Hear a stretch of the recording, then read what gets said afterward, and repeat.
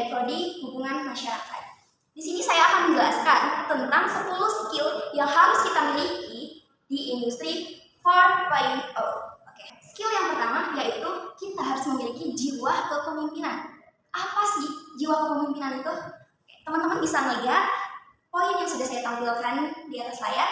Nah, jiwa kepemimpinan itu harus dimiliki setiap kita untuk menghadapi era 4.0. Mengapa? Karena setiap kita tentunya ingin mencapai sebuah tujuan. Dan untuk menggapai sebuah tujuan itu, kita perlu mengatur waktu kita harus memanage keuangan kita harus bisa mengelola pikiran kita. Dan untuk mengelola semua itu, maka dibutuhkan jiwa kepemimpinan. Kalau kita tidak bisa memimpin diri kita sendiri, bagaimana kita bisa memimpin orang lain? Skill yang kedua yaitu kita harus mampu menyelesaikan persoalan yang rumit. Apa sih teman-teman persoalan yang rumit itu? Oke, baik, tentunya kita manusia di dalam hidup ini akan menemukan berbagai persoalan yang rumit. Tapi pertanyaannya adalah, bagaimana sih cara kita untuk menyelesaikan persoalan tersebut? Oke, jadi teman-teman harus mengkategorikan persoalan teman-teman ini bisa diselesaikan dalam jangka waktu yang lama, yang cepat, atau bisa ditunda dulu, seperti itu. Skill yang ketiga yaitu kita harus memiliki jiwa kreativitas yang sangat tinggi. Apa sih Kak Yohana jiwa kreativitas yang sangat tinggi itu? Oke, di sini saya akan menjelaskan apa sih kreativitas itu. Teman-teman bisa melihat poinnya. Satu hal inovasi yang bisa saya sampaikan yaitu dulu korek itu bukan seperti yang sekarang, yang cekrek langsung keluar api, tapi dulu harus memakai korek api yang dari kayu. Teman-teman tahu yang di gini ini harus digesek dulu baru keluar api. Nah, dengan adanya jiwa kreativitas, maka manusia menciptakan korek api dengan sekali cekrek langsung keluar api, dan itu yang disebut kreativitas. Teman-teman harus memiliki jiwa kreativitas. Karena apa? Karena di zaman ini banyak sekali hal-hal dan inovasi-inovasi baru yang diciptakan oleh kreativitas. Jika kita tidak memiliki jiwa kreativitas, maka kita akan tertinggal jauh oleh zaman. Skill yang keempat. Jadi skill yang keempat ini adalah mampu berpikir yang sangat kritis. Kenapa saya bilang seperti itu? Karena untuk menciptakan inovasi-inovasi terbaru yang ada di era 4.0, maka teman-teman harus memiliki pemikiran yang sangat kritis. Kenapa saya bisa katakan seperti itu? Contohnya seperti di daerah Batak, di daerah Bandar lebih spesifiknya. Di sini sangat susah sekali akses untuk bepergian. Tidak ada angkot, tidak ada Gojek, tidak ada Grab, tidak ada akses untuk memudahkan kalangan remaja yang tidak bawa motor sendiri. Seperti itu. Jadi kalau teman-teman ingin membuat dan menciptakan aplikasi, teman-teman harus memiliki pemikiran kritis. Contohnya, apakah di bandar ini termasuk pasar yang sangat menguntungkan? Apakah di bandar curah hujannya tinggi sehingga bisa menaruh harga sekian, dan apakah itu semua bisa sangat sesuai dengan target pencapaian dari suatu inovasi yang ingin saudara ciptakan? Seperti itu. Skill yang kelima ini adalah teman-teman mampu bekerja sama dengan orang lain, sesama kita. Dan tentunya teman-teman pasti tahu dong, manusia itu adalah makhluk sosial. Manusia tidak bisa hidup sendiri. Dan kita membutuhkan orang lain untuk kehidupan kita. Itu pasti, itu tentunya. Kita tidak bisa hidup sendiri. Kita memakai baju, kita membutuhkan tukang jahit. Kita memakai berbagai macam peralatan yang kita gunakan untuk kehidupan kita sehari-hari, dan kita tidak bisa menciptakan itu semuanya sendiri. Kita membutuhkan orang lain. Contoh, kita ingin mendapatkan ilmu, tentunya kita membutuhkan seorang dosen, seorang pengajar, seorang pendidik yang sangat baik. Seperti itu. Dan sekarang, tentunya saya yang masih mahasiswa, saya membutuhkan ibu kos saya. Karena apa?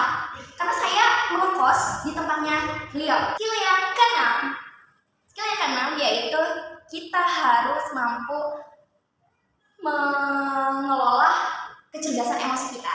Seperti itu. Kita harus memiliki kecerdasan emosi. Di era reformasi industri 4.0, tentunya emosional atau perasaan itu sangat mempengaruhi kehidupan kita. Ya, kita tidak jauh dari perasaan manusia. Jika kita salah sedikit berbicara, berucap, maka belum tentu lawan bicara kita akan menerima hal tersebut. Kita harus memiliki hubungan interpersonal yang sangat baik dengan sesama kita. Oleh karena itu, dibutuhkanlah kecerdasan emosi. Kita harus bisa memposisikan diri kita, bagaimana kita bersikap kepada orang lain, bagaimana kita bersikap kepada teman kita, bagaimana kita bersikap kepada dosen kita, bagaimana kita berbicara kepada orang tua, bagaimana kita bisa membedakan emosi-emosi kita, bisa memposisikan emosi-emosi kita kepada hal-hal tertentu.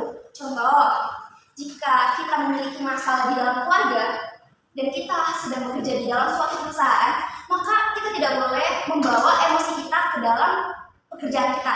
Kenapa? Karena itu bisa sangat mempengaruhi profesionalis kita sebagai seorang pekerja, sebagai seorang makhluk di dunia ini. Kenapa hal ini sangat penting, teman-teman? Karena kita tidak tahu perasaan seseorang itu bagaimana, apa dampak dari hal yang kita lakukan, hal yang kita ucapkan untuk seseorang. Maka hati-hatilah dalam skill yang ketujuh. Apa sih skill yang ketujuh itu? Jadi, skill yang ketujuh itu adalah kita mampu membuat keputusan yang benar dan cepat.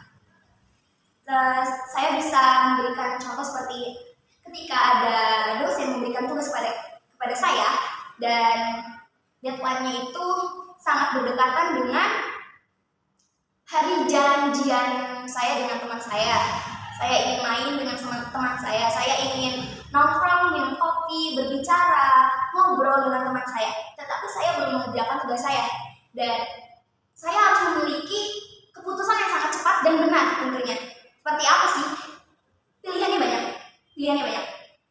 Ada orang yang memilih tidak mengerjakan tugas dan memilih untuk menongkrong dengan temannya, sedangkan deadline-nya sudah mendekat dan dia akhirnya telat untuk mengumpulkan tugas.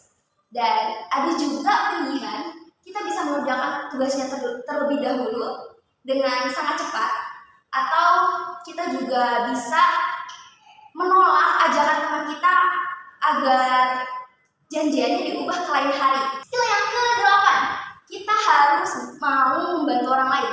Kita harus siap membantu orang lain. Kenapa saya berbicara seperti itu? Saya percaya bukan di era 4.0 saja, tapi di kehidupan ini, ketika kita menabur yang baik, maka kita akan menuai yang baik. Seperti itu. Poin yang ke-9. Jadi poin yang ke-9 adalah kita mampu, kita handal untuk mempengaruhi orang lain. Kita tidak jauh-jauh dari dunia pekerjaan. Dan di saat kita terjun ke dunia pekerjaan, maka kita banyak sekali menemukan hal-hal yang tidak cocok dengan kita. Maka kita harus mampu bernegosiasi dengan orang tersebut agar orang tersebut bisa setuju dengan keputusan kita, agar orang tersebut tidak terbebani dengan keputusan kita, agar kita juga bisa menerima hasil dari sebuah negosiasi tentunya.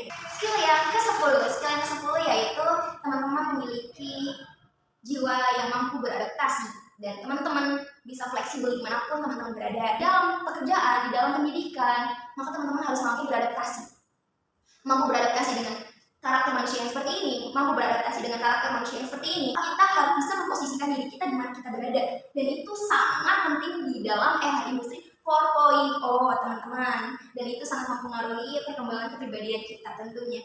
Itu dia 10 skill yang harus kita miliki di dalam era industri reformasi 4.0. Mungkin sekian dari saya, kurang lebihnya mohon maaf. Terima kasih.